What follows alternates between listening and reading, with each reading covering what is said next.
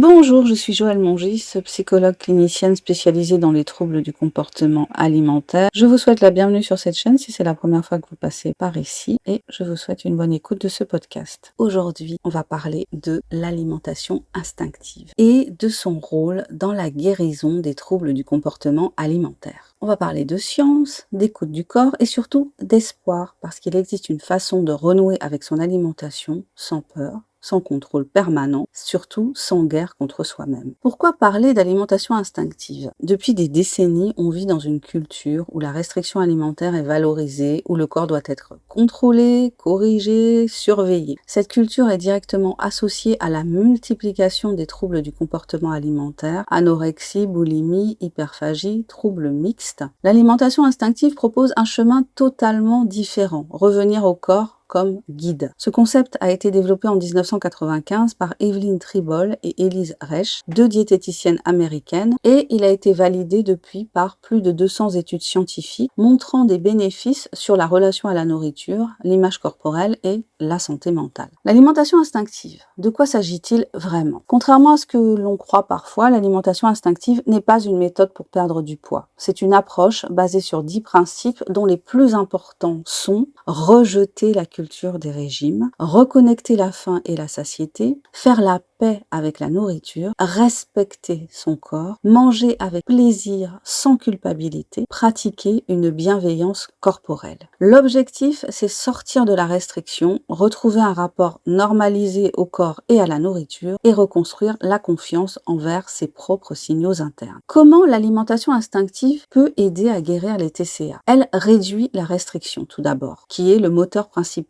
des troubles du comportement alimentaire. La recherche en psychologie alimentaire montre que la restriction cognitive, le fait de s'interdire certains aliments, crée un stress qui augmente les compulsions, la perte de contrôle et les crises. En revenant à une alimentation autorisée et flexible, on diminue ce cycle restriction, compulsion, culpabilité. Deuxièmement, l'alimentation instinctive restaure les signaux de faim et de satiété. Dans les TCA, ces signaux sont souvent déréglés ou ignorés. Les exercices d'alimentation instinctive permettent de les percevoir à nouveau. Selon une étude de Van Dyke et Drinkwater datant de 2014, les personnes pratiquant l'alimentation intuitive ont une meilleure interoception, c'est-à-dire une meilleure capacité à percevoir leurs signaux corporels. L'alimentation intuitive améliore l'image corporelle. L'un des piliers de la guérison des TCA est le travail sur le rapport au corps. L'alimentation intuitive est associée à une meilleure satisfaction corporelle, moins de comparaison sociale, une relation plus apaisée au poids. L'alimentation intuitive fait baisser l'anxiété alimentaire. En cessant la catégorisation bon versus mauvais aliment, l'alimentation intuitive réduit la peur de manger et la culpabilité qui accompagnent souvent les TCA. Les premières semaines peuvent être déstabilisantes, mais la science montre que lorsque le cerveau comprend que la nourriture est disponible sans restriction, les compulsions diminuent naturellement. L'alimentation intuitive favorise l'estime de soi. Beaucoup de personnes souffrant de TCA ont perdu la confiance en leur corps. Les pratiques d'écoute interne permettent de réapprendre que le corps est un allié, pas un ennemi. La recherche de Camilleri, datant de 2016, indique que l'alimentation intuitive est associée à plus de self-care, c'est-à-dire de prendre soin de soi, et moins d'auto-jugement. La question que vous vous posez peut-être, est-ce que l'alimentation instinctive peut remplacer une thérapie? A priori, non. L'alimentation intuitive est un outil, mais la guérison des TCA nécessite souvent un accompagnement combiné avec un thérapeute spécialisé en TCA, un médecin, un diététicien formé à l'alimentation intuitive, un soutien social. L'alimentation intuitive, ce n'est pas une solution miracle, c'est un complément puissant, une philosophie, un cadre qui aide à se reconstruire. Vous vous demandez peut-être comment commencer.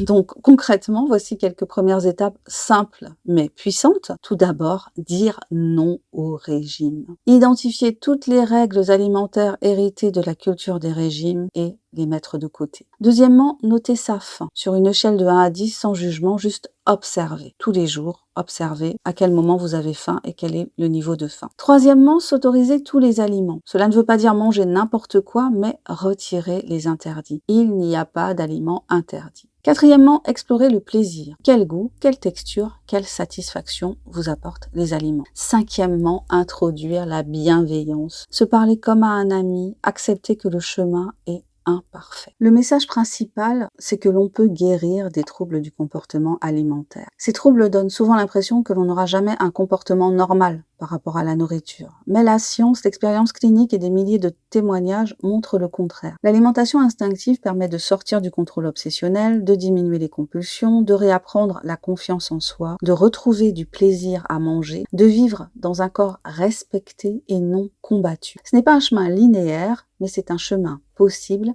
et efficace. Conclusion, se reconnecter à son corps, ce n'est pas un retour en arrière, c'est une libération. L'alimentation instinctive ne promet pas un corps parfait, elle promet quelque chose de beaucoup plus précieux, la paix alimentaire. Je vous remercie d'avoir écouté ce podcast. Rappelez-vous, votre corps sait, votre corps parle. Vous pouvez apprendre ou réapprendre à l'écouter et à lui faire confiance. Si vous souhaitez travailler avec moi, qui suis psychologue clinicienne spécialisée dans les troubles du comportement alimentaire, vous pouvez me contacter. N'hésitez pas, vous avez tous les liens pour cela juste en dessous dans le descriptif de cette vidéo. Je vous souhaite une excellente journée. Prenez soin de vous, soyez dans la bienveillance avec vous-même et surtout, ne faites pas de régime.